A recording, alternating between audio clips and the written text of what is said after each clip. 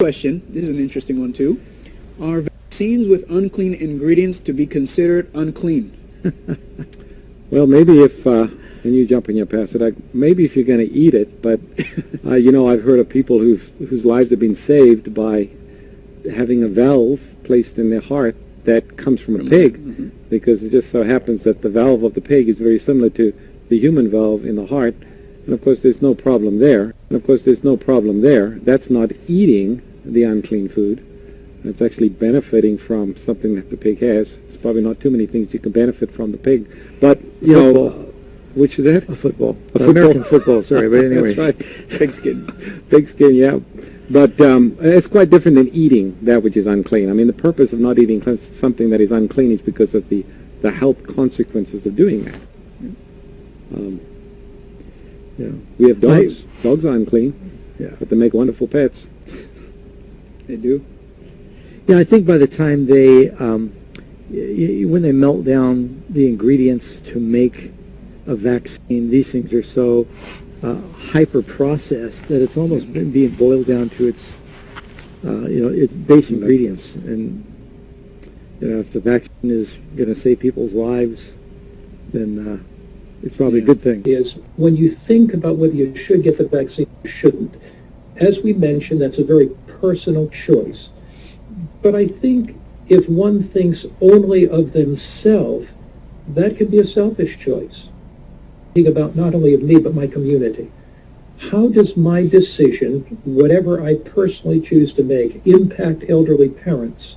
How does it impact my son, my daughter, my aunts, my uncles? How does it impact the larger community? So the Christian ethic calls us to be considerate to the larger community based on Jesus' principle, love your neighbor as yourself. And God does not fail to guide his people.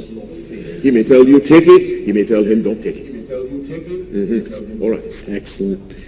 I will instruct thee and teach thee in the way which thou shalt go. I have to go to Fiji in July for 2 weeks.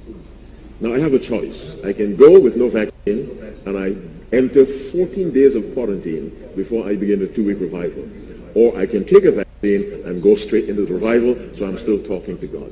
In Acts 28, he landed on an island and a venomous snake bit him. Are you with me? He shook it off. Why? Because he was about God's business. And so if you consider the vaccine venomous, you have a God who can take care of you. If White and her secretaries received the smallpox vaccine when there was an epidemic in her day. And in those days, of course, medical science was not nearly as advanced as it is today.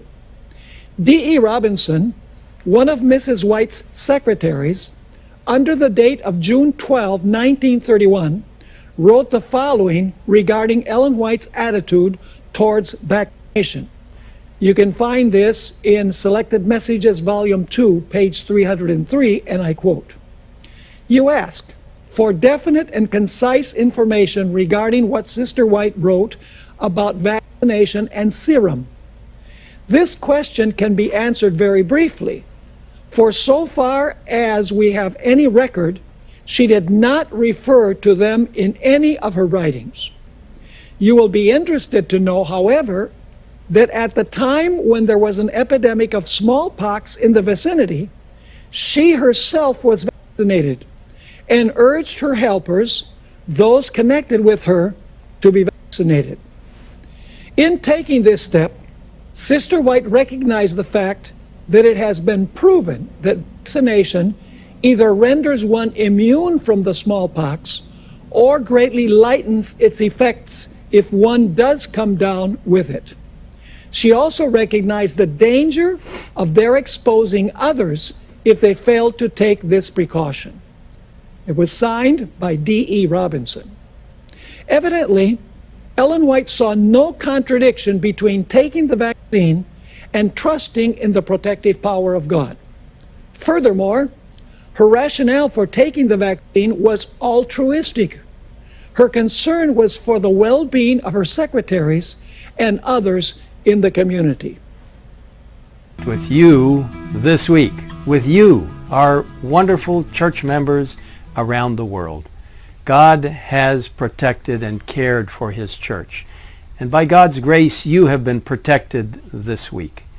Be of good courage in the Lord. We will get through this.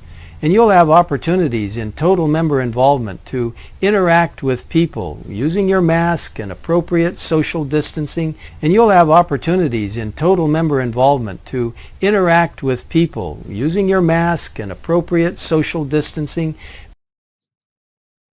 A church member, an elderly person who can't get food, and maybe you can help them. Maybe there's someone who needs a mask and you know where to get one, and you can try and help them. Maybe there are those who have some specific need, and somehow you can encourage them. You can at least call them on the phone and give them a word of encouragement.